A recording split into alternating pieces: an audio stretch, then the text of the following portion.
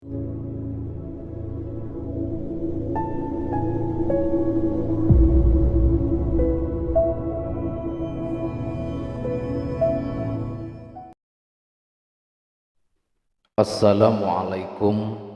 warahmatullahi wabarakatuh. Alhamdulillah wa syukrulillah wa nikmatillah bila haula wala quwata illa billahil aliyil azim. Amma ba'du.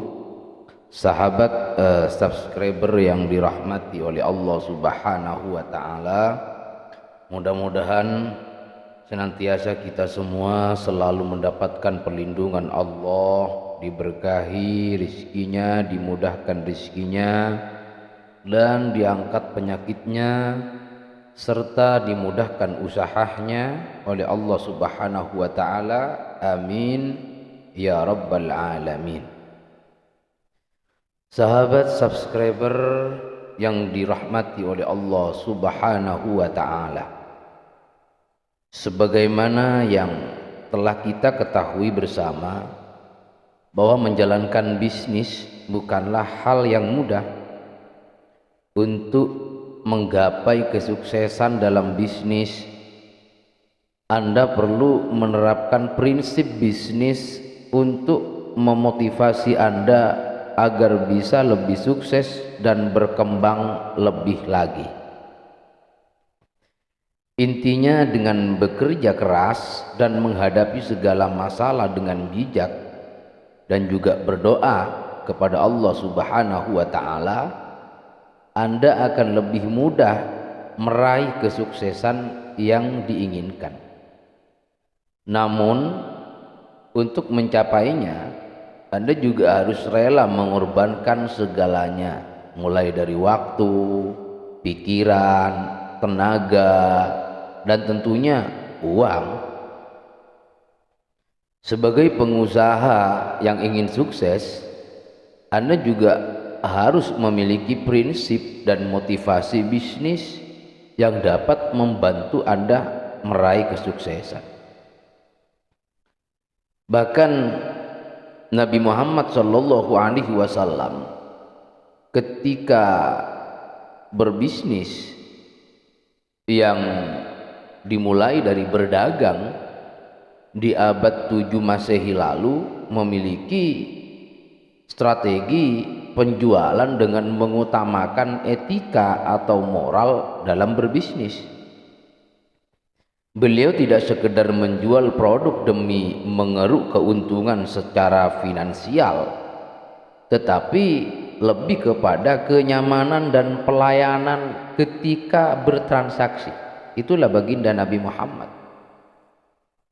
Bahkan dalam berjualan, Nabi Muhammad berpegang teguh pada prinsip-prinsip berdagang yang beliau miliki, sehingga pada akhirnya dapat membawa keuntungan yang berlimpah ganda, sekaligus mendapatkan limpahan kebaikan serta keberkahan yang diberikan oleh Allah Subhanahu wa ta'ala. Salah satu prinsipnya yang pertama, penjual itu tidak boleh mempraktikkan kebohongan dan penipuan kepada pembeli. Nah ini, ya sehebat apapun doa kita, seluar biasa apapun guru kita, kalau kita itu sering menipu, sering berbohong kepada pembeli, dan pada akhirnya pembeli itu nggak mungkin kembali lagi untuk membeli barang yang akan kita jual. Kenapa? Karena merasa dirugikan, dia itu merasa ditipu gitu. Nah terus kemudian yang kedua, jangan sampai kita lupa berdoa kepada Allah Subhanahu wa ta'ala tentunya untuk mendapatkan keberkahan hasil daripada dagangannya. Nah ini yang juga paling penting. Nah oleh karena itu, saya di sini ingin mengajarkan kepada saudara semuanya untuk senantiasa rajin-rajin berdoa kepada Allah Subhanahu wa ta'ala. Dan doa di sini yang akan saya ajarkan adalah doa yang berupa tulisan azimah Untuk apa? Untuk bagi semua orang yang berbisnis, baik dalam perdagangan maupun yang lainnya, agar supaya laris manis serta mendapatkan keberkahan dari Allah Subhanahu wa taala. Nah, maka apabila Anda mempunyai kios atau toko yang kurang digemari oleh para pembeli, sehingga Anda merasa bosan untuk menungguinya lantaran banget sepinya gitu, maka untuk melariskan toko itu, ikutilah penjelasan di bawah yang akan saya jelaskan ini.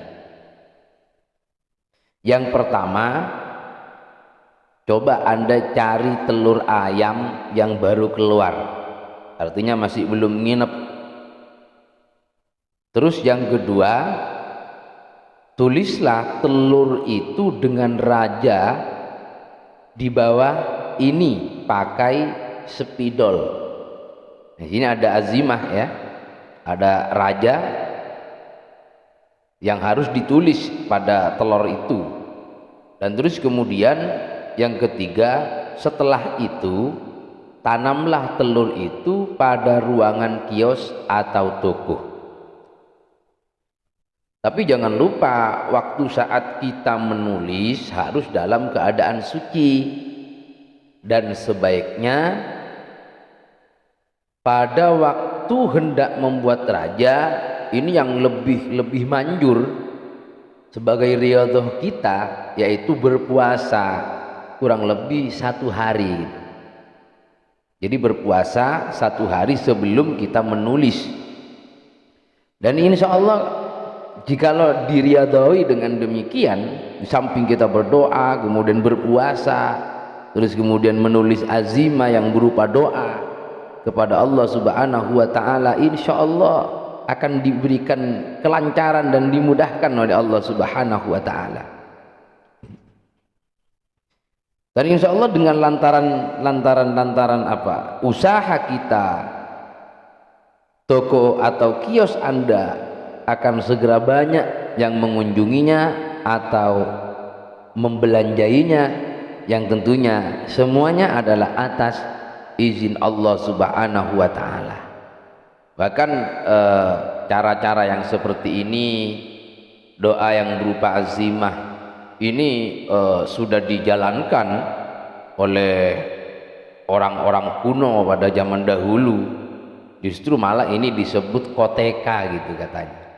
Koteka bagi orang Madura itu pasti kenal dengan yang bernama koteka, dan mustajabah manjur, karena memang orang yang menemukan koteka adalah orang-orang yang dekat dengan Allah Subhanahu wa taala. Dan jangan lupa, bagi yang mau mengamalkan kiat ini, yang ingin menulis dan mengamalkan azimah ini, silakan ketik di kolom komentar qabil tuh, agar supaya apa? Supaya apa yang saya sampaikan, pengetahuan yang saya sampaikan, ilmu yang saya sampaikan menjadi ilmu yang barokah dan bermanfaat. Amin ya rabbal alamin. Mungkin cukup sampai di sini, kurang lebihnya assalamualaikum warahmatullahi wabarakatuh.